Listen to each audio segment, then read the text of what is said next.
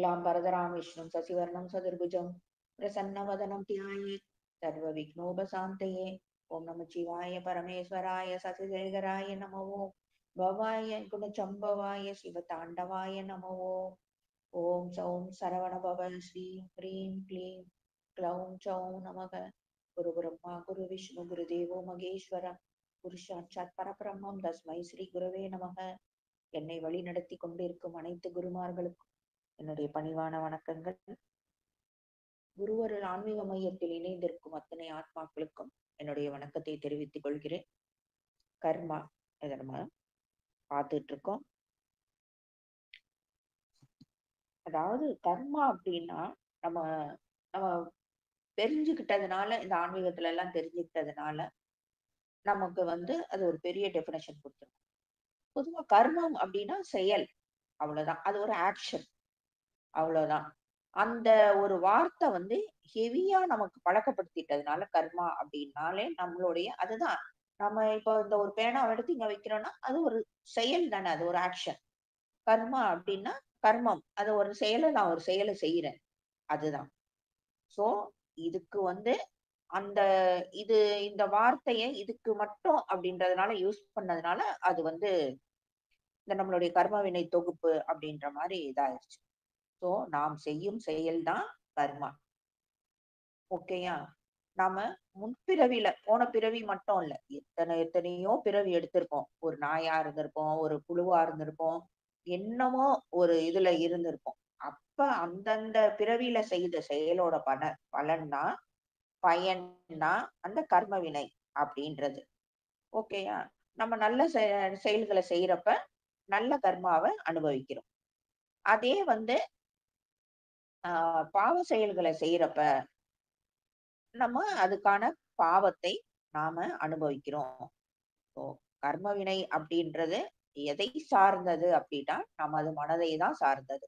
ஏன்னா அதுலதான் அது ரிஜிஸ்டர் ஆயிருக்கும். ஓகேயா? அதுக்கு பேரு தான் அந்த சம்ஸ்காரம் அப்படின்றது சொல்றது. சம்ஸ்காரம் அப்படின்றது ஒரு சமஸ்கிருத வார்த்தை. அது அதுக்கு பெரிய ஏதோ அர்த்தம்லாம் நம்ம கற்பிச்சுக்க வேண்டிய அவசியம் இல்லை. அது பதிவு, அவ்வளவுதான். ரெஜிஸ்டர் ஆகுறதுதான் அது. நம்மளுடைய ஆழ்மனதுல அந்த எண்ணங்களுடைய இது பதியுது தானே, அதுதான் கர்ம வினைகளாக மாறுது. சோ நம்மளுடைய ஆழ்மனதுல ஸ்டோர் ஆகி இருக்கிறது தான் அந்த சம்ஸ்காரம் அப்படின்றது. நமக்கு எல்லாருக்குமே நம்ம எத்தனை வயசானாலும் நமக்கு ஒரு 10 வயசுல நம்ம சந்தோஷமா இருந்தது அப்படின்னா நம்ம ஏதோ ஒண்ணு சொல்லுவோம். நான் அன்னைக்கு இந்த கோயிலுக்கு போனப்ப, இல்ல ஒரு கல்யாணத்தப்ப அவ்வளவு சந்தோஷமா இருந்தேன். அதே மாதிரி ஒரு துக்கமானதா எங்க வீட்டுல இந்த மாதிரி ஒரு சம்பவம் நடந்துச்சு. அந்த நேரத்துல நான் ரொம்ப துக்கமா இருந்தேன். அதனால அப்ப நெஞ்சே வெடிச்சிடுற மாதிரி இருந்துச்சு அப்படின்னு ரொம்ப தெளிவா இன்னைக்கு நடந்த மாதிரி நம்ம ரொம்ப அது தெளிவா நம்மளுடைய இதுல இருக்கும். ஆனா ஒரு 4-5 நாளைக்கு முன்னாடி இதே நீ காலையில இத்தனை மணிக்கு என்ன பண்ண அப்படின்னா நம்ம மண்டைய சொறிவோம். என்ன சாப்பிட்ட, கொஞ்சம் இரு யோசனை பண்ணி சொல்றேன். ஒரு மாசத்துக்கு முன்னாடி இது கேட்டோம்னா இன்னும் கொஞ்சம் மண்டையில இருக்கிறதெல்லாம் வெளியே கீழே விழுற வரைக்கும் சொறியும். இதுதான் நடக்குது. ஆனா நம்ம சின்ன வயசுல இருந்ததை நம்மளால எப்படி சொல்ல முடியுது அப்படின்னா, கிளியரா நம்மளுடைய ஆழ்மனதுல அது தெளிவாக பதிஞ்சிருக்கு. 1000 எண்ணம் வருது தானே நமக்கு. ஒரு செகண்டுக்கு 60 எண்ணம் வருதுங்கிறாங்க. சோ அப்படி வந்துட்டு இருக்க எண்ணம் எல்லாமே கர்மாவா தானே மாறணும். எது உங்களுடைய ஆழ்மனதுல ரிஜிஸ்டர் ஆகுதோ அதுதான் கர்மா.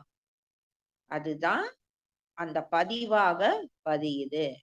அதனாலதான் அந்த எண்ணங்கள் மேல நாம ரொம்ப கவனமாக இருக்கணும். நான் அடிக்கடி சொல்ற ஒரு வாக்கியம், எண்ணங்கள் தான் நம்மளுடைய வாழ்க்கையை கட்டமைக்குது. சோ நம்ம நினைச்சு ஒரு செயலை செய்யறதுக்கு முன்னாடி அதை நினைக்கிறோம்.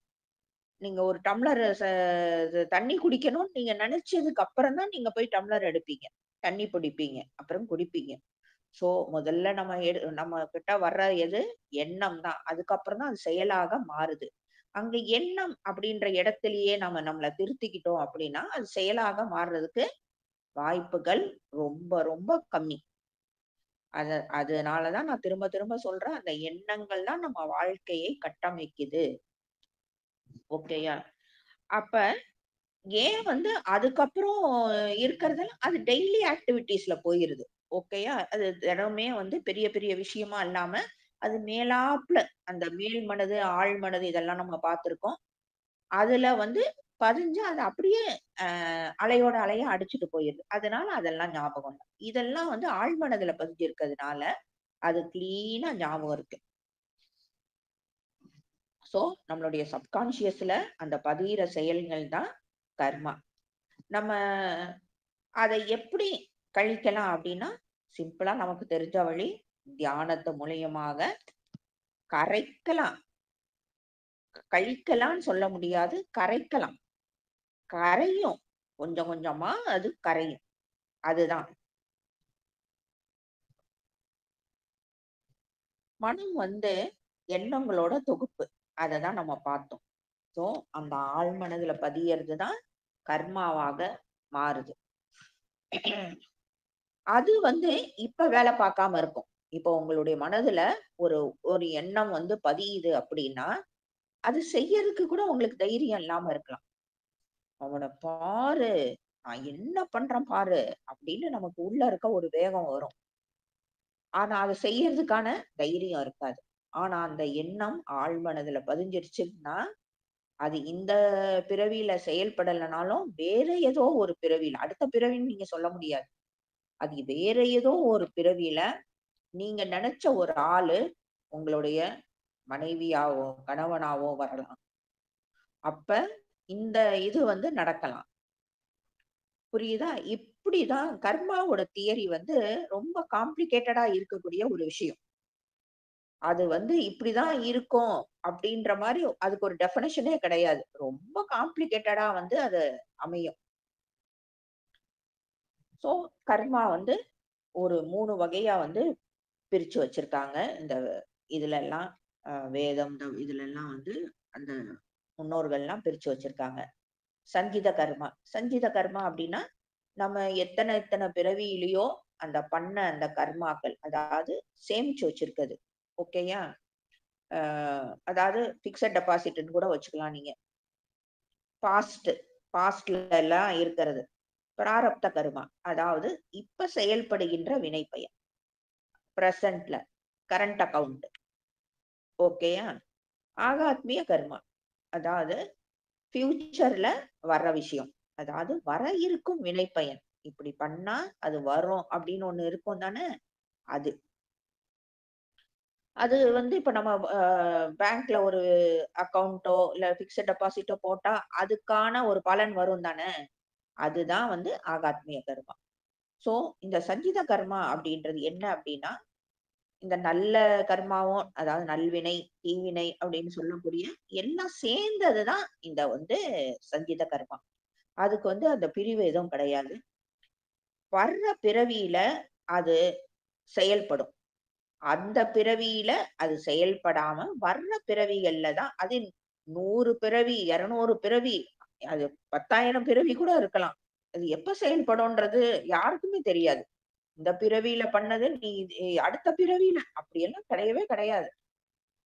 இது எல்லாமே ஒரே அலைன்மென்ட்ல வர்றப்ப, உங்களுக்கு அது வந்து இங்க தீர்க்கப்படும். சோ, இந்த பிறவியில இந்த வினைப்பயன் செயல்படாம இருக்கும். அதோட ஒரு இந்த சஞ்சித கர்மா அப்படின்றது டோட்டல் அக்கவுண்ட். ஓகேயா? மொத்தமா சேர்த்து வச்சிருக்கோம். ஒரு மூட்டையில வந்து ஒரு பெரிய மூட்டை வந்து சேர்த்து வச்சிருக்கோம். அதுதான் வந்து இன்னொரு இதுக்கு சொல்றேன் சங்கீத கர்மம். அது அத வந்து நம்ம ஒவ்வொரு பிறவி எடுக்கிறோம் இல்லையா? நெறைய பிறவியில சேர்த்து, சேர்த்து, சேர்த்து, சேர்த்து ஒரு பெரிய மூட்டை லெவலுக்கு அது ஆயிருச்சு. நம்ம வர்ற ஒரு இன்னொரு பிறவி எடுக்கிறப்ப, அத கழிக்கிறதுக்காக ஒரு பிறவி அப்புறம் அப்புறம் எடுக்க ஆரம்பிப்போம். அப்ப வந்து அந்த டோட்டல் அமௌண்ட் இருக்கு இல்லையா? அதுலருந்து ஒரு பங்கு கொஞ்சம் ஒரு சின்ன மூட்டைன்னு வச்சுக்கோங்களேன்.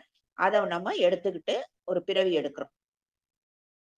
அந்த பிறவி எப்படி அமையும் அப்படின்னா, நீங்க அந்த கழிக்கணும் இல்லையா? அதுக்கு ஏத்த மாரி உங்களுடைய பிறவி அமையும். நீங்க யாருக்காவது ஏதாவது கெடுதல் பண்ணியிருக்கலாம். இல்ல யாருக்காவது ஏதாவது நல்லது பண்ணியிருக்கலாம். அதுக்கு ஏத்த மாரி அந்த பிறவி அமையும். சோ, நீங்க எப்பயோ பண்ணதுக்கு இந்த பிறவி அப்டின்னா, அதுக்கு எப்பயோ பண்ணதுக்கு அதுக்கு முந்தின பிறவி இருந்திருக்கலாம். அது எல்லாமே வந்து அ அலைன்மென்ட் ஒரே அலைன்மென்ட்ல வர்றப்ப, அதுக்கு ஏத்த மாரி அந்த பிறவிகள் வந்து அமையுது. ஆனா, பொதுவா நம்ம என்ன பண்றோம்? பிறவி எடுக்கிறதே நம்மளுடைய கர்மாவ கழிக்கிறதுக்கு தான். ஆனா, ஒரு குறிப்பிட்ட சின்ன மூட்டை எடுத்துட்டு வர்றோம். வந்த இடத்துல அத கழிக்கிறோமா? இல்லையே! வந்த இடத்துல ஒரு மூட்டையோட சேர்த்து இன்னொரு மூட்டையும் சேர்த்து எடுத்துட்டு வந்ததுக்கு ஒரு பயன் அப்படின்ற மாரி 2 மூட்டையா சேர்த்து எடுத்துட்டு போயி, அந்த டோட்டல் அமௌண்ட்ல இதையும் சேர்த்து வச்சுக்கணும். அதுக்கப்புறம் ஆகாத்மிய கர்மா. அதாவது இந்த இந்த இது பண்ணா இப்படி இப்படி ஒரு வினை இருக்கு அப்படின்றது இருக்கு இல்லையா? அத அனுபவிக்கிற வேலையில உங்களுக்கு புதிய ஒரு வினை பயனும் சேருது. சோ, ஒரு பிறவியில சம்பாதிக்கிற வினை பயன் வந்து ஆகாத்மிய கர்மா. இத வந்து அ அந்தந்த செயலோட தன்மைக்கு ஏற்ப இந்த பிறவியில அது பயன் தருது. இல்லையா, நல்லது செஞ்சா அந்த பிறவியில பயன் இருக்கு. நல்லது செய்யல, நம்ம திரும்பவும் ஏதோ பாவம் செய்றோம் அப்டின்னா, திரும்பவும் இந்த ஒரு மூட்டை சொன்னேன் இல்லையா? அந்த மூட்டைய கொண்டு போய் சேர்க்கிறது, அதுதான் ஆகாத்மிய கர்மா. இந்த பிறவி எடுத்துட்டு வர்றோம். இதிலிருந்து கொஞ்சம் பாவம் செய்றோம். அதையும் கொண்டு போய் சேர்க்கிறோம் இல்லையா? அதுதான் ஆகாத்மிய கர்மா அப்டின்னு வந்து நம்ம இது பண்றோம். ஸோ, நம்ம இப்ப வந்து அந்த கர்மா அப்டின்ற அந்த கர்மா தானே நம்மள கட்டி போட்டு வச்சிருக்கு. யாராலயும் இதிலிருந்து விலகவே முடியாத ஒரு இதுல தான் இருக்கும். அவங்களுடைய வாழ்க்கைய திரும்பி பார்க்கிறப்ப தான் தெரியும். நம்ம என்ன மாரி ஒரு அதாவது ஒரு கட்டமைப்புல இருக்கோம் அப்டின்ட்டு எல்லாருமே அவங்கவங்க யோசனை பண்ணிக்கலாம். ஓகேயா? உங்களுக்கு என்ன விதமான கர்மாவா இருந்தாலும் சரி, அது ஒரு வரம்புக்குட்பட்டு தானே இருக்கும். இப்போ உங்களுக்கு ஒரு பிறவி அமைஞ்சிருக்குன்னா, அ இப்படிதான். அதாவது சில பேருக்கு வந்து அப்பா வந்து சம்பாரிக்காம இருப்பாங்க. அவங்களுக்கே அவங்க எல்லா வீட்லயும் அப்பா வந்து சம்பாரிக்கிறாங்க. ஒரு பையனுக்கு மட்டும் அப்பா சம்பாரிக்காம, குடி இந்த மாரி வந்து இருக்கிற காசையும் அழிச்சுட்டு இருக்கவங்களா இருப்பாங்க. ஏன் அப்படி அமையுது? அதுதான் சொல்றேன். அது இப்படிதான் அப்படின்ற ஒரு வரம்புக்கு அது உட்பட்டு தான் அந்த பிறவி அமையுது. அதே மாரி தான் நீங்க வந்து எந்த விதமான பதிவுகள உங்களுடைய உள்மனதுல பதிச்சீங்களோ, அத பொறுத்து தான் இந்த மாரி பிறவி அமையுது. ஓகேயா? அது வந்து உங்களுடைய அந்த பதிவுகள் வந்து வெறுப்பா இருக்கலாம், கோவமா இருக்கலாம், இல்லன்னா அன்பு, இல்ல ஆனந்தம் எதுவா கூட இருக்கலாம். அது வந்து இது கிடையாது. அதுக்கு ஏத்த மாரி தான் ஒரு உங்களுடைய கேரக்டர் அமையுது. பொதுவா ஆனா எல்லா மனுஷனுமே வெறுப்பாவே இருக்கிறது கிடையாது. சந்தோஷமாவும் இருக்கிறது கிடையாது. எல்லாருமே ஒரு மனுஷங்க அப்படின்னாலே, எல்லாமே ஒரு கலந்த கலவையாக தான் பொதுவா வந்து எல்லாருமே இருக்காங்க. இந்த கர்மா அப்படின்ற இந்த நம்மள கட்டமைச்சு தானே ஒரு பிறவி எடுக்க வைக்குது. ஒண்ணு இப்படி பண்ணா அதுக்கான இந்த பிறவி, இத கழிக்கணும் அப்படின்றது ஒரு கட்டமைப்பு இருக்கு. அதுல வந்து அப்படியே ஆ அதாவது உங்களுக்கு அப்படியே இந்த அப்பா கூடயே அந்த பையனுக்கு பிரச்சனை. அப்பா பண்றதெல்லாம் அவன் தாங்கிக்கிட்டே இருக்கான் அப்படின்னா, அவன் கடைசி வரைக்கும் அவனுக்கு அதுதான் கர்மா. அத அவன் தாங்கிக்கிட்டே இருந்தான்னா, அந்த கர்மா அப்படியே தான் இருந்துகிட்டு இருக்கும். அந்த கர்மால இருந்து அவன் வந்து அந்த குறைக்கிறதுக்கான அவன் ஒரு ஸ்டெப் எடுக்கணும்.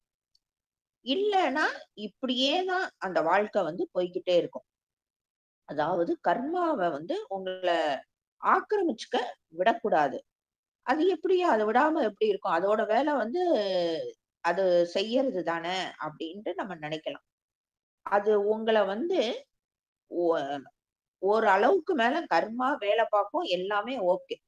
ஆனா ஓரளவுக்கு மேல அது உங்கள வந்து ஆக்கிரமிச்சுக்க நீங்க அலோவ் பண்ணிட்டீங்கன்னு வச்சுக்கோங்க. அதுதான் அப்படியே உங்களுக்கும் பழகிரும். அதுலருந்து வெளிய வரணும்னே தோணாது. அதுதான் வந்து நடக்குது. சோ, நீங்க செய்யற எல்லா செயலுமே அந்த கடந்த காலத்தினால தான் ஏற்படுது. அது வந்து எல்லாருக்கும் புரியும்னு நெனைக்கிறேன். அப்ப நீங்க ஒரு கட்டத்துல அந்த விடுதலையோட அந்த திசைய நோக்கி நீங்க நகரணும். நகரணும்னு நீங்க விரும்பணும். முக்கியம் அதுதான். ஐய்யய்யோ! இனிமேல இதெல்லாம் அதுக்குன்னு போய் அந்த கேரக்டர் கூட சண்டை போடணுன்றதோ, அவங்கள அடிச்சு காலி பண்ணணும் அப்படின்றதோ இங்க வந்து கிடையாது. ஓகேயா? உங்களுக்கு இந்த கட்டமைப்பு, அந்த கர்மா ஒரு கட்டமைப்பு உங்களுக்கு பண்ணியிருக்கு இல்லையா? கட்டமைச்சு உங்களுக்கு ஒரு வாழ்க்கைய அமைச்சு குடுத்திருக்கு. அந்த கட்டமைப்புல இருந்து நீங்க வெளிய வரணும். அப்படின்னா, என்ன அப்படின்னா, உங்களுக்கு அப்படியே கர்மா வந்து ஒரு கட்டி போட்டுருக்கு. அத வந்து நீங்க லூஸ் பண்ணி நீங்க வெளிய வரணும். அப்ப உங்களுக்கு அதுல இருந்து விடுதலை கிடைக்கும். முதல்ல விடுதலை வேணும்னு நீங்க நெனைக்கணும்.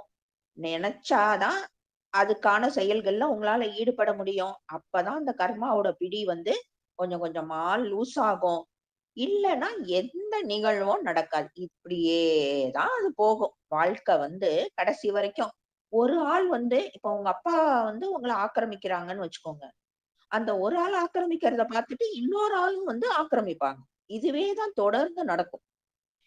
இதுல வந்து வந்து நம்ம அக்செப்ட் பண்ணி போறதுனால, அந்த கர்மாவானது உங்கள ஆக்கிரமிச்சுக்கும். அதுதான் அதுக்கான பிஹைண்ட் த சீன் சொல்லுவாங்க. அது மாரி பிஹைண்ட் த ட்ரூத் வந்து இதுதான். ஆ நீங்க அதே மாரி ஆன்மீக பாதையில இருக்கீங்கன்னு வச்சுக்கோங்க. உங்களுக்கு எதுவுமே தெளிவா தெரியாது. எல்லாமே மங்கலா தான் தெரியும். இது என்னடா புது கதையா இருக்கு அப்டின்ட்டு நெனைக்கலாம். அது என்னன்றத நம்ம சரி, ஓகே. நம்ம இப்ப கர்மாவுல இருந்து வெளிய வர்றதுக்கு என்ன அப்படின்றது அந்த தலையில இருந்து கொஞ்சம் கொஞ்சமா நம்மள விடுவிச்சுக்கிட்டு வெளிய வர்றது என்னன்றத நம்ம பார்க்கணும். அதை எப்படி செய்யறது?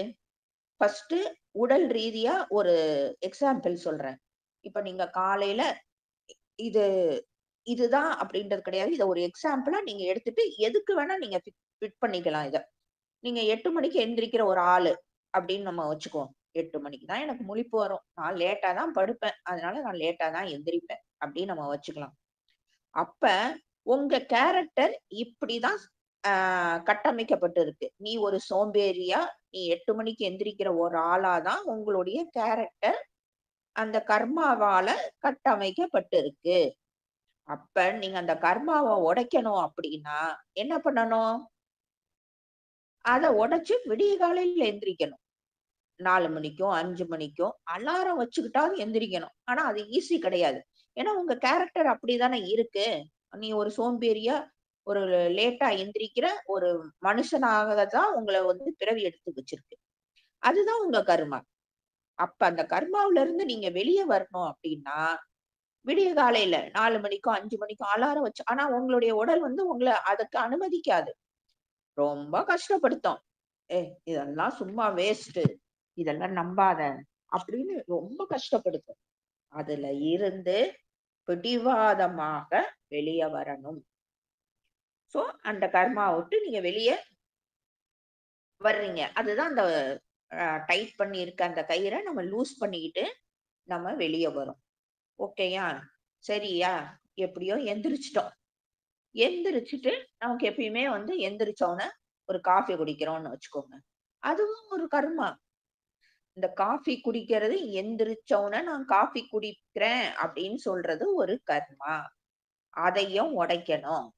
அதாவது சிம்பிளா சொல்லணும் அப்டின்னா, நீங்க என்னென்ன வந்து உங்க கேரக்டரிஸ்டிக் என்னவோ, ரெகுலரா நீங்க இயல்பா என்ன பண்ணுவீங்களோ, அதுல இருந்தெல்லாம் நீங்க வெளிய வர்றீங்க அப்டின்னா, அதுதான் அந்த கர்மாவுல இருந்து நமக்கு அமைக்கப்பட்ட அந்த கர்மாவுல இருந்து நம்ம வெளிய வரோம். அந்த காஃபி குடிக்கணுன்ட்டு வந்து அந்த உடம்பு கேக்குதா? அப்ப அந்த எண்ணத்த அதுல மாத்தி, ஆ வேற குளிர்ந்த தண்ணியால குளிங்க. ஏதோ அந்த மாதிரி அந்த எண்ணத்த மாத்தி, சாதாரண ஒரு தண்ணீய குடிங்க. என்னமோ ஒண்ணு. இல்ல ஒரு சுடு தண்ணி குடிக்கலாம். ஏதோ ஒண்ணு சம்திங் வந்து அந்த எண்ணத்த மாத்தி விடணும். அந்த ரெகுலரா உங்களுடைய கேரக்டருக்குன்னு எழற எண்ணத்த மாத்தணும். அதுதான் வந்து, இல்ல நான் எனக்கு வேண்டாம். காஃபி வேண்டாம். பாப்போம். என்னதான் நடக்குதுன்னு பாப்போம். தில்லா நிக்கணும். ஓகேயா? அதுக்கப்புறம் பழைய கர்மாவ இது மூலமாக நீங்க உடைக்கிறீங்க. ஆ நீங்க நீங்க எத விரும்புறீங்களோ, அதாவது உங்களுடைய மனமானது எத விரும்புதோ, ஆட்டோமேட்டிக்கா உங்களுடைய நினைவு இல்லாமயே அதால செய்ய முடியும். ஆ எக்ஸாம்பிளுக்கு இப்ப பெண்கள்னா தெரியும். இந்த மாரி வந்து சமையலோ, இல்ல எந்த வேல பண்றப்போ புத்தி எங்கேயாவது இருக்கும். ஆனா கை ஆட்டோமேட்டிக்கா சமையல்ல இருக்கும். ஓகேயா? அதே ஆண்கள் வந்து இந்த மாரி வண்டியில போறது, இது எல்லாமே வந்து புத்தி வேற எங்கேயாவது இருந்தாலும் வண்டி வந்து தன்னால கரெக்ட்டான ரூட்ல போய்க்கிட்டு இருக்கும். இது எல்லாருமே அவங்க அவங்களுடைய அனுபவத்துல கண்டிப்பாக உணர முடியும். அப்ப உங்களுக்கு அந்த தன்னுணர்வு இருக்கா? அப்படின்னா இல்ல. அந்த டைம்ல உங்களுக்கு விரும்பின விஷயத்த நீங்க செய்யறப்ப, ஆட்டோமேட்டிக்கா அந்த பழக்கத்துல செய்றீங்க. அதுக்கு தான் பேரு கர்மா. ஓகேயா? அத நீங்க உடைக்கணும் அப்படின்னா, அதுல இருந்து மாறுபட்டு வேற ஒரு விஷயத்த, உங்களுக்கு பிடிக்காத ஒரு விஷயத்த, இன்னும் அண்டர்லைன் பண்ணி சொல்லணும்னா, உங்களுக்கு பிடிக்காத ஒரு விஷயத்த நீங்க செய்யறப்ப எப்படி இருக்கும்? உங்களுடைய முழு கவனமும் அதுல இருக்கும். எப்படா இது செஞ்சு முடிப்போன்ட்டு முழு கவனமும் அதுல இருக்கும். இப்போ ஒரு பாவக்காவே நமக்கு பிடிக்காதுன்னு வச்சுக்கோங்க. பாவக்கா வச்சுட்டாங்க. அந்த ஒவ்வொரு தரம் கடிக்கிறப்பயும் நம்ம உடம்பு சிலிர்க்கும். அந்த அனுபவத்த உணர்ந்துகிட்டே தான் இருப்போம். அந்த பாவக்காவ தின்னு முடிக்கிற வரைக்கும், உங்களுக்கு அந்த ஃபீலிங் வந்து ஒவ்வொரு சொட்டும் இருந்துகிட்டு தான் இருக்கும். ஸோ, அதாவது அப்ப நீங்க வேற எதுலயும் கவனமும் இருக்காது. தன்னுணர்வுல இருக்கிறீங்க. அந்த வழக்கத்த உடைக்கிறீங்க. இது சிம்பிளா செய்யக்கூடிய உங்களுக்கான ஒரு வழி வந்து நான் வந்து பிரிஃபர் பண்றேன். நெறைய இருக்கு. நெறைய வழிகள் இருக்கு. சூட்சுமமா செய்யற வழி, எல்லாமே நெறைய வழிகள்லாம் இருக்கு. ஆ அடுத்து வந்து இந்த ஆன்மீகமும் இப்ப நம்ம ஆன்மீகத்துல போறதுக்காக அப்படின்ற மாரி நம்ம பார்க்கல. நீ ஆன்மீகத்துல இல்லாம இரு. ஆனா அந்த கர்ம வினை அப்படின்றத உடைக்கிறதுக்கு உன்னுடைய பழக்கத்த டோட்டலா நீ மாத்தி வேற பாதையில போறப்ப அது உடையும் அப்படின்றத பார்த்துட்டோம். இப்ப அந்த ஆன்மீகமும் கர்ம வினையும்னா என்னன்றத நம்ம பார்க்கலாம். நீங்க ஆன்மீக பாதையில நீங்க நுழையிறீங்க அப்படின்னு வச்சுக்கோ. எல்லாருமே கேளுங்களேன். அதுவும் 50 வயசு தாண்டுனவங்க எல்லாரையும் கேட்டா, நான் வந்து முக்தி அடைஞ்சிரணும். நான் வந்து இறைவன் அடி சேரணும். நான் வந்து இறைவனை பார்க்கணும். நான் வந்து அந்த இறையோட கலந்துரணும். இப்படிதான் அவங்க சொல்லுவாங்க. சமாதியா சமாதி அடையணும். இப்படிதான் இருக்கும். நீங்க என்ன பண்ணி வச்சிருக்கீங்க? என்ன உங்களுக்கு பின்னாடி மூட்டை இருக்கு? அது யாருமே நினைக்க மாட்டாங்க. சரி, ஓகே. அதுல வந்து நீங்க உறுதியா இருக்கீங்கன்னே வச்சுக்குவோம். நீங்க வந்து இந்த மாரி முக்தி அடையறதோ, அந்த மாரி ஒரு விஷயத்துல நீங்க உறுதியா இருக்கீங்க. அதாவது உங்களுடைய இறுதி இலக்கை அடைவதற்கு நீங்க உறுதியா இருக்கீங்க. அப்படின்ட்டு நீங்க அ நீங்க நெனச்சுட்டீங்க. அதிலேயே அதுக்கான பிராக்டிஸஸ் பண்றீங்க. அதுல ரொம்ப ஸ்ட்ராங்கா இருக்கீங்க. அப்படின்றப்ப, உங்களுக்கு பின்னாடி ஒரு மூட்டை தொங்குது தானே! அப்ப அதெல்லாம் எப்ப கழிப்பீங்க? எப்ப கழிப்பீங்க? அத கழிச்சா தானே வந்து நமக்கு அதாவது அந்த நில் பேலன்ஸ்ன்னு சொல்லுவாங்க இல்லையா? நல்ல செயல்களுக்கான அந்த நல்ல கர்மாவும் இருக்கக்கூடாது. நீங்க பண்ண கெட்ட செயல்களுக்கான அந்த பாவ கர்மாவும் கூடாது. ஒரு ஆத்மா வந்து எப்ப வந்து அந்த இறையோட போய் கலக்குது அப்படின்னா, அத நில் பேலன்ஸா இருக்கணும். அப்ப வந்து நமக்கு பின்னாடி தொங்குற அந்த மூட்டை வந்து கழிச்சா அத நம்ம என்ன பண்ண முடியும்? அப்ப உங்களுக்கு அந்த நீங்க 100 பிறவியோ, இல்ல 1000 பிறவியோ எடுத்து கழிக்கக்கூடிய அந்த வினை பயன் உங்களுக்கு உங்க மேல வந்து தான் விழும். அதுதான் சொல்லுவாங்க நெறைய பேர். ஆன்மீகத்துல போனா ஒரே கஷ்டமா இருக்குப்பா. எந்நேரமும் கஷ்டப்படுற மாரி இருக்கு அப்டிம்பாங்க. என்ன அப்டின்னா, நீங்க 100 பிறவி எடுத்து அனுபவிக்கக்கூடிய அந்த வினை பதிவுகள நீங்க இந்த பிறவில நீங்க இதோட நீங்க முடிச்சுக்கணும்னு நினைக்கிறீங்க. அப்ப அத நீங்க அனுபவிச்சா தானே உங்களுக்கு அதுலருந்து விடுதலை ஆக முடியும். சோ, அத அனுபவிக்கிறதுக்கு அடிக்க அடு அடுக்கடுக்கா, அடுக்கடுக்கா வந்து உங்களுக்கு கஷ்டங்கள் வருது. அத அனுபவிச்சு தானே ஆகணும். இல்ல நான் நார்மலான ஒரு வாழ்க்கைய வாழ்ந்துட்டு போறேன் அப்படின்னு இருக்கவங்க, நீங்க 1000 பிறவிக்கு கூட கொஞ்சம் கொஞ்சமா ஒவ்வொரு பிறவி எடுத்து, இந்த இதுல வந்து இந்த பிறவியில நீங்க 1 ஸ்டாண்டர்ட் படிக்கலாம். அடுத்த பிறவில 2ண்ட் ஸ்டாண்டர்ட் படிக்கலாம். இப்படி மெதுவா படிச்சுட்டு போலாம். ஆனா போதும்பா, எனக்கு போரும். பிறவியே போரும்.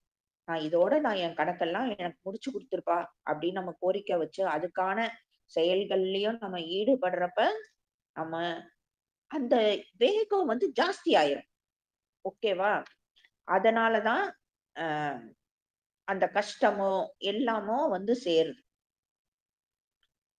அதாவது அத வந்து வேகமா கொண்டு போறதுக்கு நீங்க விரும்புறீங்க அப்படின்னா, அதுவும் வேகமா தானே உங்களுக்கு வந்து அடுக்கடுக்கா வந்து விழும். ஆ ஒரு குறிப்பிட்ட வழியில வந்து உங்களுக்கு தீட்சை அப்படின்னு குடுக்குறாங்கன்னு வச்சுக்கோங்க. அப்ப அது வேற வழிக்கு போக முடியாத அளவுக்கு அதோடைய பரிமாணங்கள அது திறந்துருது. ஓகேயா?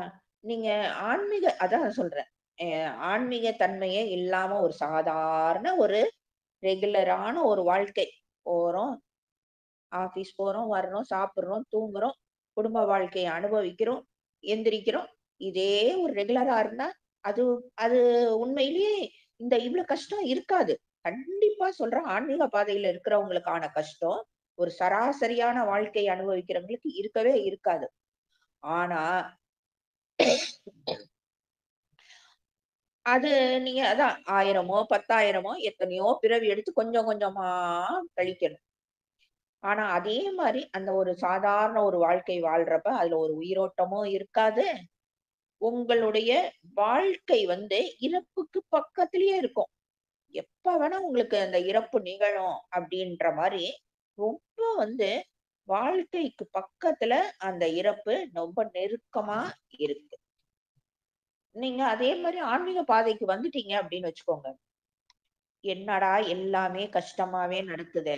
அப்டின்னா, அதான் வாழ்க்கை வந்து ஜெட் வேகத்துல உங்களுக்கு கொண்டு போறாரு இறைவன். அப்ப உங்கள சுத்தியுள்ள மக்கள அ அவங்கள காட்டிலும் நீங்க வந்து ஃபாஸ்ட்டா ஓடுறீங்க. அவங்க கொஞ்சோண்டு கஷ்டத்த அனுபவிக்கிறாங்க. நம்ம கூட அ நெறைய சினிமால பார்க்குறோம், வாழ்க்கையில பார்க்குறோம். வில்லன் வந்து ரொம்ப நல்ல அமோகமா இருப்பான். ஆனா, ஒரு நல்லவன் வந்து நெறைய கஷ்டப்படுவான். அந்த மாதிரி இவங்க சுத்தி இருக்கிறவங்கலாம் ரொம்ப சந்தோஷமா, ஜாலியா இருக்கிற மாரி இருக்கும். நம்ம வந்து நெறைய நெறைய கஷ்டங்கள், நெறைய மனவேதனைகள், நெறைய வந்து அ அவமதிப்புகள். இதெல்லாம் வந்து நடக்கும். ஏன் ஏன் அப்டின்னா, அவங்க எல்லாருமே இயல்பான ஒரு வேகத்துல போறாங்க. நீங்க ஜெட் வேகத்துல போய்க்கிட்டு இருக்கீங்க. ஒரு எக்ஸாம்பிள்க்கு ஒண்ணு வச்சுக்கலாம்.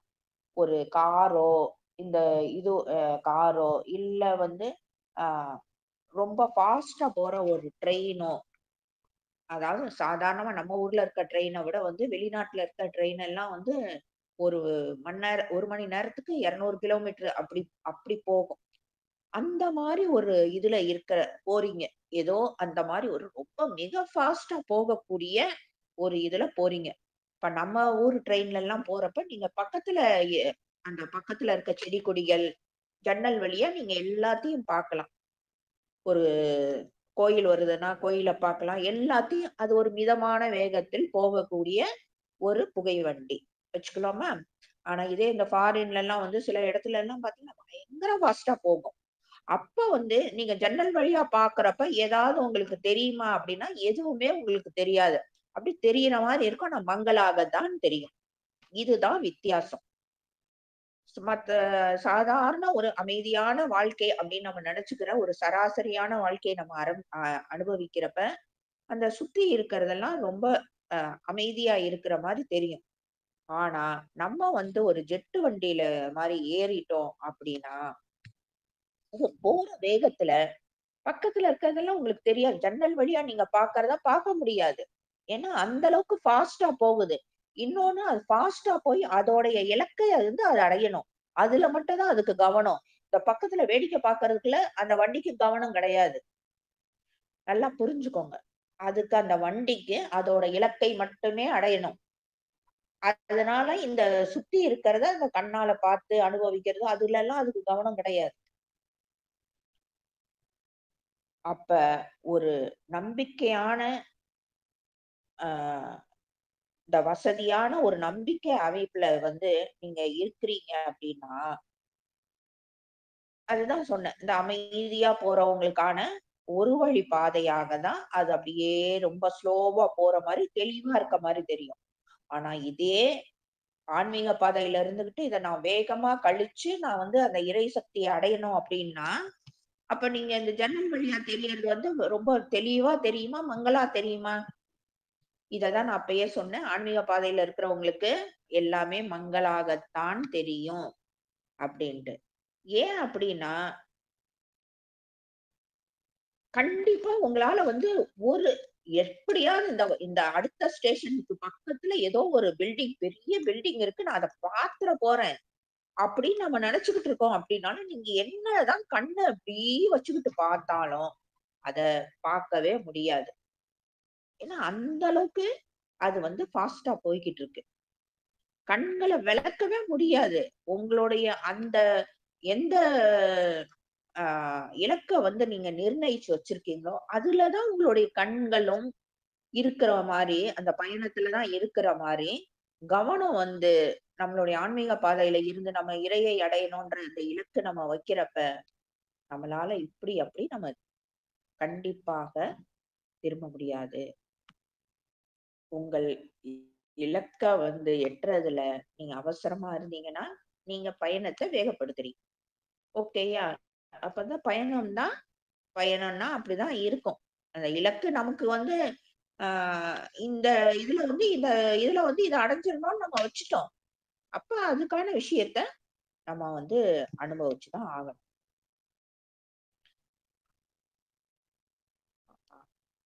இப்ப ஒரு கதை ஒண்ணு பார்ப்போம். ஒரு ராஜா வந்து அவருடைய அரண்மனையில எல்லாருக்கும் அன்னதானம் பண்றாரு. எல்லாரும் சமைச்சு எல்லாம் வச்சிருக்காங்க. சில டைம்ல வந்து நம்ம அரசியல் தலைவர்கள் எல்லாம் கூட பரிமாறுற மாரி எல்லாம் பரிமாறுவாங்க இல்லையா? அந்த மாரி ஒரு ஒரு சீன் வந்து நீங்க கிரியேட் பண்ணி வச்சுக்கோங்க. ஓகேயா? அ அதாவது அந்தணர்களுக்கு. இவர கையால வந்து சில பேருக்கு பரிமாறுறாரு. அப்ப அவரு பரிமாறுறப்ப, அந்த சட்டியில இருந்து அவரு எடுக்கிறப்ப, மேல வந்து ஒரு கழுகு வந்து ஒரு பாம்ப வந்து கொத்தி தூக்கிட்டு போகுது. அப்ப அந்த பாம்பு வந்து செத்துருது. ஆனா, அத போட்டு அத நெருக்குற இதுல வந்து, அதுல இருந்து சில சொட்டுக்கள் விஷம் வந்து கரெக்ட்டா வந்து அந்த பாத்திரத்துல விழுகுது. அது தெரியல. அ ராஜாக்கும் அது தெரியல. அந்த ஒரு க அந் அ எந்த இடத்துல விஷம் விழுந்துச்சோ, அத வந்து ஒரு அந்தணருக்கு அவரு பரிமாறுறப்ப, அவரு சாப்பிட்ட மாத்திரத்துல கொஞ்ச நேரத்திலேயே இறந்துடுறார். அப்ப வந்து அ இதுல வந்து யாரு மேல வந்து இந்த பாவ கணக்க எழுதுறது அப்படின்னு சித்திரகுப்தனுக்கு ஒரு ஒரு மண்டைய உடைச்சுக்கிட்டு ஏன்னா பாம்போட தன்மையே விஷம் தான். அதுல வந்து மாற்று கருத்து கிடையாது. சரி. அப்ப கழுகு வந்து அந்த பாம்ப சாப்பிடுறதுக்காக கழுகுக்கு வந்து பாம்பு தான் உணவு. அத சாப்பிடுறதுக்காக அது தூக்கிட்டு போகுது. அந்த வலி தாங்க முடியாம தான் வந்து அது இறக்குறப்ப அது வாய் வழியா அதுக்கு அந்த விஷத்த விட்டுருது. ராஜா வந்து தெரிஞ்சு பண்ணாரா? அவருக்கு நடந்தது என்னன்றதே அவருக்கு தெரியாது. அவருடைய சிச்சுவேஷன் அந்த மாரி இருக்கு. யாரடா இதுல வந்து இந்த பாவ கணக்க எழுதுறதுன்னு மண்டைய உடைச்சுட்டு இருக்கும். கொஞ்சம் பொறு என்ன நடக்குதுன்னு பார்க்கலாம் அப்டின்ட்டு அந்த கணக்க வந்து அப்படியே ஹோல்டுல இருக்கு. சரியா? அதுக்கப்புறம் அ நெறைய கொஞ்ச நாட்கள் கழியுது. திரும்பவும் அவர் வந்து அன்னதானம் பண்றதுக்கு அவரு ரெடி பண்றாரு. அத கேட்டு வந்து கொஞ்சம் திரும்பவும் சில அந்தணர்கள்லாம் வர்றாங்க. அவங்க வந்து கேட்கறாங்க. ஒரு பெண்மணிட்ட கேட்கறாங்க. இந்த ராஜாவோட அரண்மனை எங்க இருக்கு? அவரு அன்னதானம் பண்றாரு. இந்த தானம்லாம் பண்றாருன்னு கேள்விப்பட்டோம். நாங்க வாங்க வந்திருக்கோம். அந்த ராஜா கிட்டயா? அந்த ராஜா வந்து விஷ சாப்பாடு போட்டுதானே எல்லாரையும் கொல்லுவாரு அப்படின்னு ஒரு பொம்பளை வந்து வாய்க்கு வந்ததா பேசுது. இவங்க தான் பார்த்துக்கிட்டே இருக்காங்க. யமதர்மனும், சித்திரகுப்தரும். உடனே யமதர்மன், போடு அந்த கணக்க இந்த அம்மா மேல.